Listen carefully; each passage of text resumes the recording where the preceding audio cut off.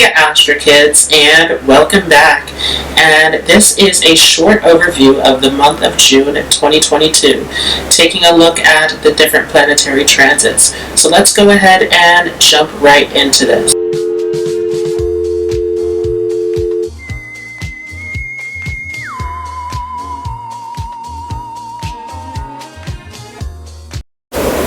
So up on the screen here is the chart of the transits coming up here in the month of June. And we will start off with Mercury stationing direct on the 3rd. And keep in mind that Mercury is still going to be going through a post-shadow. So we are slowly making our way out of this Mercury retrograde. But this has been a big Mercury retrograde, as it has been in the sign of Taurus here in the nakshatra of Rohini, which has everything to do with business, commerce, negotiation, deals, anything that is dealing with your creative process, especially for those who are entrepreneurs, anything along the lines of your speech, because Taurus is related to the throat, and anything that is dealing with hospitality. So this has been a big time in terms of money and business with this Mercury retrograde for some of us. Some areas in business going haywire, some things that we need to take our time as far as negotiations and deals go.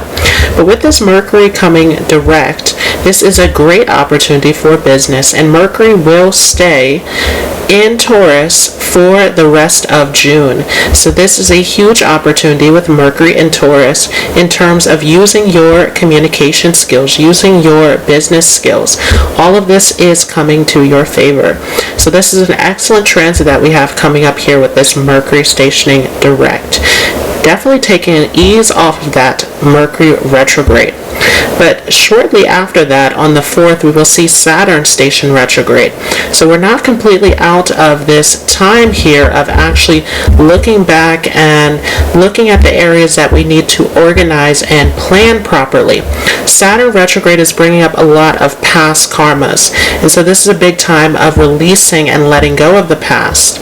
And actually at the end of June, we will have a new moon that has everything to do with letting go.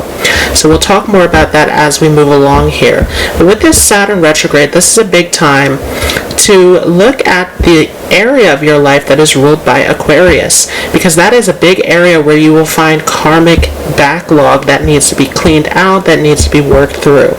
This is a big time of taking a step back and making sure that you are planning properly, that you're setting the right priorities, that you're not getting distracted with this Saturn Aquarius.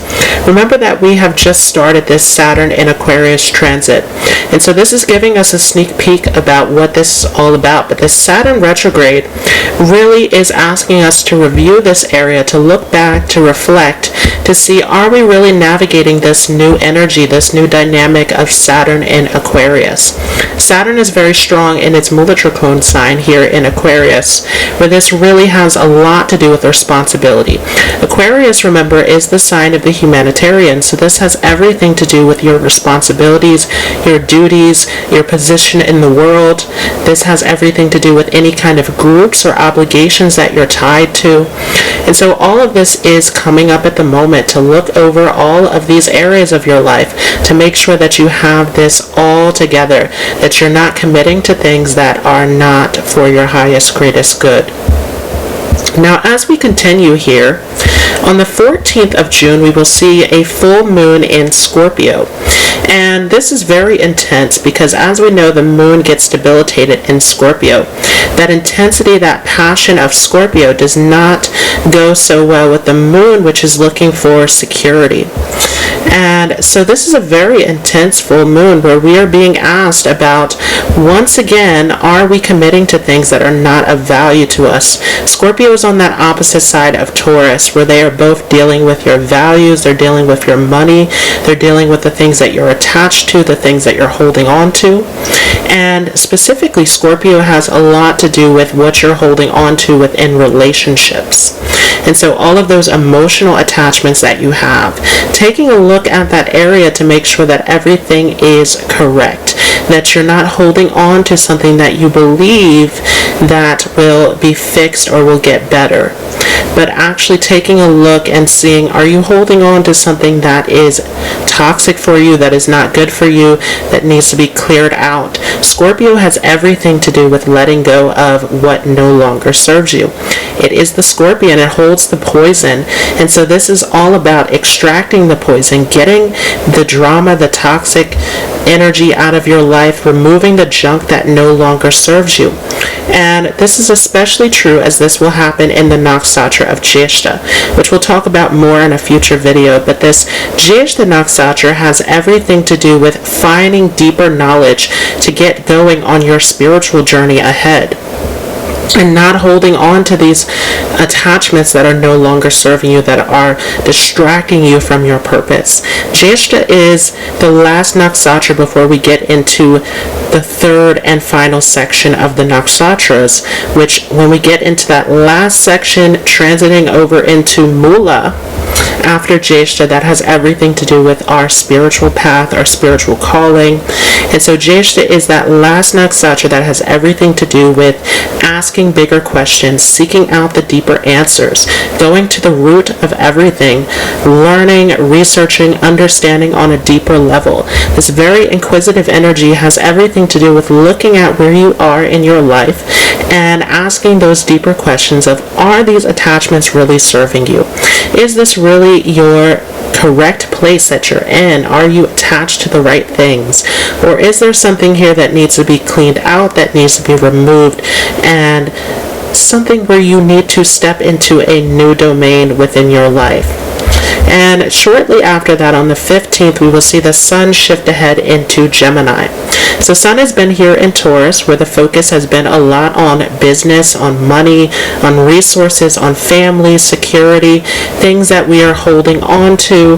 But as we move ahead into Gemini, this is a zone of exploring, of connecting, of moving ahead into the future with what you want to do with your life. And so this energy is changing significantly here as we are shifting ahead into the summer season, where there is a lot of vibrant energy that's coming in with this Sun in Gemini.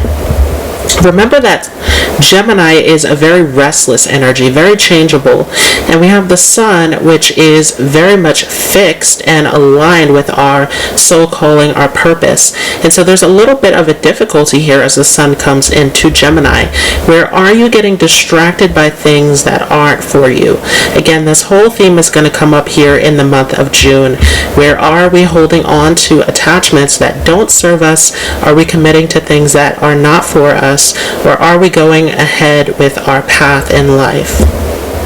We will see Venus enter into the sign of Taurus here on the 17th. Venus loves being in Taurus as it is its home sign. And so as Venus comes here into Taurus, this is a great time for socializing. This is a great time for making connections, especially when it relates to business and opportunities in acquiring wealth.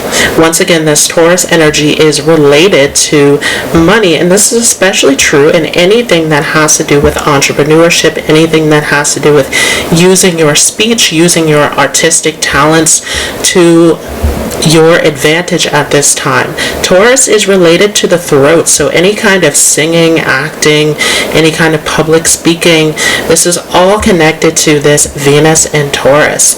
And this is also a very hospitable energy. So for those of you who are working in careers that have to do with helping others, providing a service, this all is a great time with this Venus Taurus and Mercury Taurus that we will see here. As we move ahead, on the 26th, we will see Mars enter into Aries. Mars also loves being here in the sign of Aries. It is its Mula-Trikona sign, its strongest home. So Mars loves being here in Aries. And after coming out of that Pisces zone, where it was a little bit more geared towards spirituality and empathy and a little bit softer, this is a huge time where the energy is going to start to speed up. As Mars comes into Aries, we see this fast fast-paced energy of moving towards our goals, of getting things done. So for those of you who have been feeling tired, who have been feeling sluggish, who have been feeling these major blocks, this is a time here where Mars comes into Aries and everything starts to speed ahead. So this is definitely a great time to put your energy, to focus your energy into what you want to do in life. This passion, this energy, this drive coming up here at the end of June is a great opportunity. Now we will also see on the 28th here that Neptune will station retrograde. And so this is definitely a time to assess your spiritual life and your direction. Are there things that are clouding your judgment at this time? Are you getting distracted? Again, we have this Neptune happening in Pisces, where this is looking for you to move towards your spiritual path, your higher path, to move to something that is more meaningful. On the 28th, we will also see a new moon, and this is a major event of letting go. We will see this in Ardra, which is the nakshatra that has everything to do with crying and letting go. It is the star of sorrow. And as we know, Ardra has the power to make efforts. And so it is all about letting go of your pain, letting go of the past, letting go of the things that no longer serve you so that you can gain the strength to push ahead. So this is a major new moon that is bringing us into a space of empowerment where we can strive forward here. But this has everything to do with letting go. You can't move into this new space if you are holding on to anything from the past. So let's go ahead and jump into the horoscope for each of your zodiac signs. And just a quick disclaimer, I am using Vedic Astrology, which is using the sidereal zodiac. So if you are coming from Western tropical astrology, this will not work for you. There is a calculator down below in the description where you can get your accurate information. Another disclaimer is that this horoscope is not going to go by your sun sign. This is going to be according to your ascendant or moon sign. The ascendant tells us the direction of our life, how all the karmic lessons and patterns will play out for us. The moon sign has everything to do with how you are relating to the world and what you are perceiving within your mind. So these are the most important charts for these horoscopes. So making sure that you are using Vedic astrology and that you are following your moon sign and or ascendant sign is very important. For those of you with a Sagittarius moon, Sagittarius ascendant, this will be a full moon taking place back in your 12th house. So definitely taking you into some deep meditation and reflection. This could be a time where your sleep patterns are different or where you're having difficulty with sleeping with this energy of this full moon coming in, especially as it comes into the sign of Scorpio. Very active sign. And so this is a very interesting time where your sleep can be disturbed, where your peace can be disturbed, but this is a great time to meditate. This is a great time to keep a dream journal as we come closer to this full moon here. Definitely a time of completing and wrapping up areas of your life, letting go of what has served its purpose, what has outlived its purpose that needs to go. This moon, of course, controls your 8th house. So the moon is a very difficult planet for many of you with Sag rising, Sag moon, as this has everything to do with those intense emotional ups and downs and managing that properly. So this full moon is all to do with releasing, letting go of those emotional heavy attachments that no longer serve you. Working through it, resolving it, confronting it is coming in big during this transit.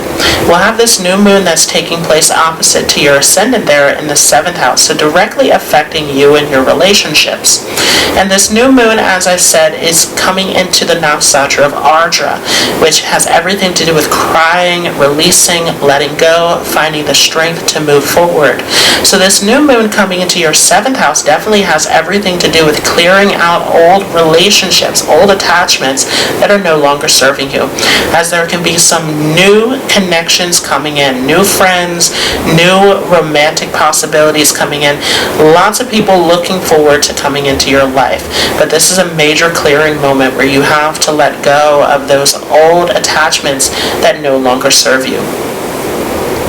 Those dealing with pain of of rejection, of regret, this is a big time to work through those conflicts. We're going to see Saturn retrograde in your third house. And Saturn is a difficult planet, of course, as it controls your third and second house. It is a malefic planet for your chart, and it has everything to do with dealing with your responsibilities and being independent. So many of you with this detachment from your family, this detachment from your early values, and finding your own path in life, this Saturn is asking you to especially work on this area of being independent, of looking at what is it that you want to pursue, what is it that you want to go after, and what steps need to be taken to get there. The Saturn in this third house is very pragmatic, asking you to look at all the steps, all of the details. How are you moving forward? What is the plan? What does it look like? And as Saturn is retrograde, this is especially a time to look at the plan, not to make any kind of hasty decisions.